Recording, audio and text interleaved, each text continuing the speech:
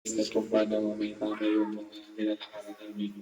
At hindi rin naman may tatama yung yung mga kamalian ng mali din. So, yung path namin is talagang towards dun sa magle-level up kami. Kagaya po sa church, pinag-pray namin ni Marian. Kung sakaling doon kami sa BCA Fairview, sa BCA Fairview kami. Kasi nung time na kaka-start pa lang ng ministry, wala pa kami 1 year. Okay, may mga kaibigan kaming nakakausap doon, naging friends niya na, naging close niya na. So, parang naiiyak sila na alis kagad kami. So, wala pang ano. So, mga 5 years na rin kami dun pas, di ba, sa BCA Fairview. Tapos, lumibag kami sa BCA Nova. Pinag-pray ni Marian. So, sa akin, kamalan naman kahit sa wala naman akong hinagag na church na wala naman akong hinagag na church na malaki o maliit kasi wala naman yung doon eh. So, technically, yung mga tao kasama, sila yung talaga family mo, mag-grow kayo. Diba? Maganda ngayon sa mga kasama na nagsisimula pa lang na church para alam mo, nakasama ka sa pag-laki ng church na yun. Diba? Kasi nandun kami sa BCA Fairview, una pa lang, diba? Hindi naman kami makapag-kausap ng mga kaibigan doon na ano. So, umabot pa ng 4 years bago kami nagkaroon ng kaibigan doon kasi yun nga, sa iba kami ng church na yun. Tapos, hindi naman na kami nag-reply minsan. So, nagpapasalamat kami kasi isa sa mga biyaya ni Lord, yung natagpuan namin yung pastor namin na bibigay po sa amin ng mga guidance, hindi lang po sa spiritual, pati po sa mentality, yung physical. So, tinutunan ako ni pastor kung paano pumayat. So, ako ko daw sasabihin na babalik ako. Dapat ginagawa siya. Kasi, matigas na akong pumayat. Kaso, sinusubo kasi talaga ako ng Lord ko yung pagkain. Mahirap po kasi mapanisan ng pagkain. Siyempre, pagka galing kasi sa bulsa mo, ang hirap kasi, ang hirap i-let go. Kahit nga pas, 2 days na yung pagkain sa rep, pinakain ko. Sinasabi ko naman kay Marian, sabi ko sa kanya, mahal mo kung panis na panginakaan ko, pero gusto na. Yun, sinasabi ko sa kanya. O kain ka muna kayo. Yan.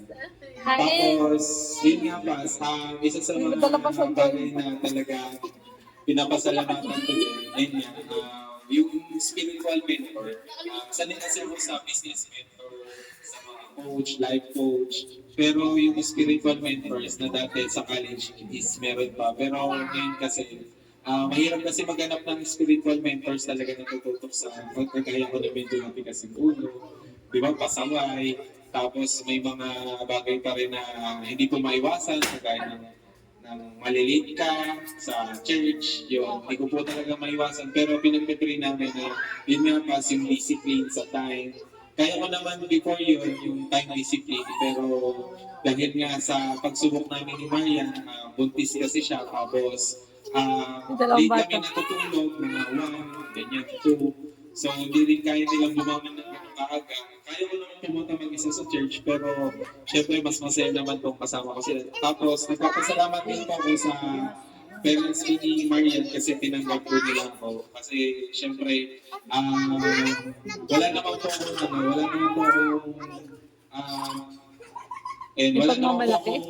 akong dati, plan na makapag-asawa agad. Kasi marami pa po akong plano eh. Pero sabi ko nga, masaya naman na magkaroon ng anak. Sinusubok yung pasensya. Yung pasensya sa traffic, okay na eh. Ano na yun? Goods na yun. Yung sa mga anak kasi minsan, kahit wala naman silang kailangan, biglang na lang silang iiyak, diba? Tapos sabay pa. Kaya sobrang hirap. Sabi ko, paano pag 3 na umiiyak? Yun lang din yung yung sa mga anak ko. Kaya naubos yung pasensya ko kasi may mga nakita ko ng mga clients, tapos naririnig yung iyak, recorded mo ba, tapos umiiyak. Siyempre, kino-close ko yung client, tapos biglang may umiiyak. Lalakas ako ng boses ko. Ganito po kasi yun, sir. Hindi na makakita. So, nagayon yung mga mahirap. Yung call ko na yun, lahat recorded. Recorded ko yung call na yun. So, doon ko ako na kapag talagang timing every time na may kausap ako, magka-close ako ng client, talagang may iiyak. Sabi ko, pagka wala naman akong client, sisipag gano'n sila, tahimik, diba? Sobrang talaga.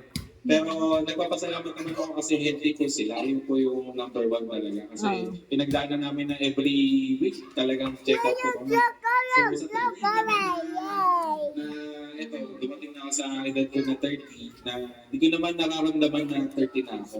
Yun lang, medyo mabigat ako. So, 81 na yata ako ngayon. So, baka bukas 78 na. Ngayon kasi yung mahirap.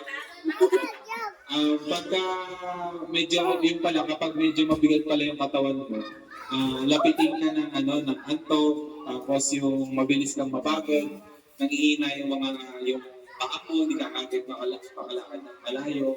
So, sabi ko kay Marian, hindi ko kayang buhatin sila baby kung sakali na lumaki pa yung weight ko, lumilit pa ako. Kaya, I pray po na, ayun, maging healthy ako, tsaka matuloy ngayong sayang na yung bike namin.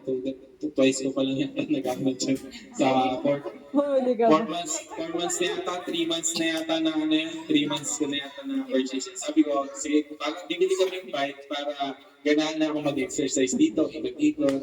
Pero, ayun nga, hindi ko na nagamit. Kapag pa nga lang gulong, alas hindi pa lumayo ng konti eh. So, yun. Ang dami ko, sinetapan pa namin. So, yun nga po yung wala sa akin na nakukulangan ako sa sarili ko, discipline. Tapos, sa asawa ko, nagpapasalamat ako kasi nandiyan siya to support me.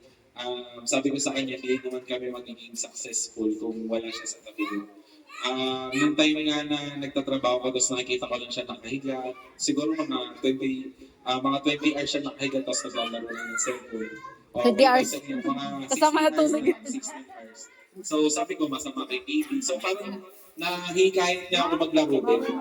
Sabi, parang yun yung sinasabi ko sa kanya, pag nakikita ko sila na gano'n, hindi naglalakad-lakad, nag-exercise. Sabi ko, mas okay pa na nandun siya sa kanila, sa kalamama. Sabi ko, doon ka na lang sa bahay niyo. Kasi at least di kita nakikita na nakahiga. Sabi ko, kasi parang napapagod akong tingnan siya nung nakahiga kasi syempre pag nanganak na siya, bigla na lang syempre yung immunity mo, mahina kayo. So, lagi ko sinasabi yun sa kanya. Ayun po, sa family ko naman po, kahit wala po dito, nasa taas pa yung isa. Nag-iisa na nga. Nagpapasalamat pa rin ako. Alam niyo naman po yung pagsubok na dumating sa amin. Kahit po ng pandemic, di ba? May plan po talaga si Lord para sa family namin, sa kalamang magpapa. Although si Papa, mga 3 beses na po, 2 beses na po yata na ICU si Papa, o 1 beses pa lang. Si Mama naman, 1 beses din. So, ngayon okay pa rin naman sila. So, yung may mga po talaga tayo na hindi pa talaga time nila. So, yun. So, I pray na makasama po natin para mag-grow din po sila. So, yun po. Tsaka po sa inyo na nag-visit sa birthday ko na sabi ko kay Maria, nagsabi na ako sa kanya na ayoko. Regalo yun na sa akin na hindi na ako mag-celebrate. Sabi ko, okay na yun. Sabi ko, kung gusto ko lang magtrabaho, trabaho na lang ako. Nagtrabaho ko naman pinagbigyan na kita. Tapos, kaya naisip ko kanina, ano kayong gagawin ko? Iniisip ko kung paano lulutuin, baka maghanap silang sisig. Kaso 5 na, 5:30, ganyan, 6:30. 6:30 na ako bumili. Frozen pa yung manok na nabili ko. Kaya iniisip ko kung paano lulutuin, mas wala pa mantika.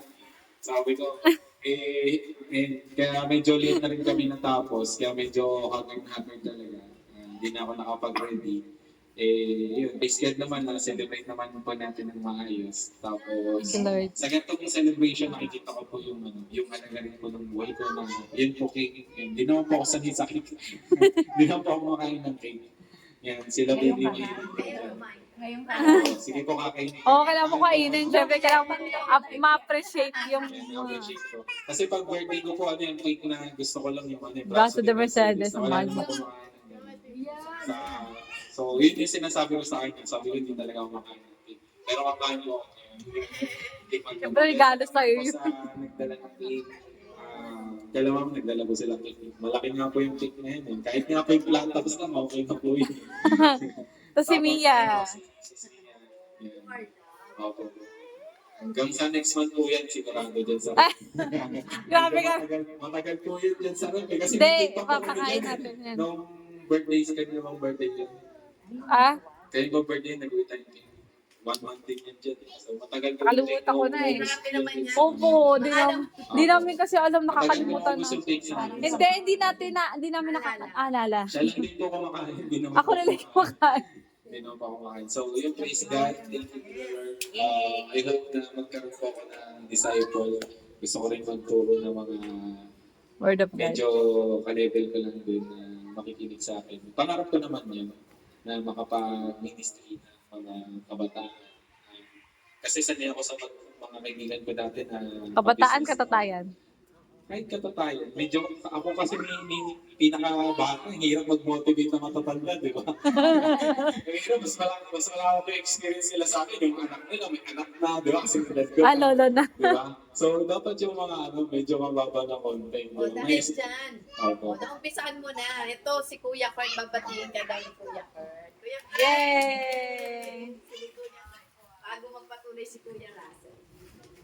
Happy birthday po, Kuya Raz.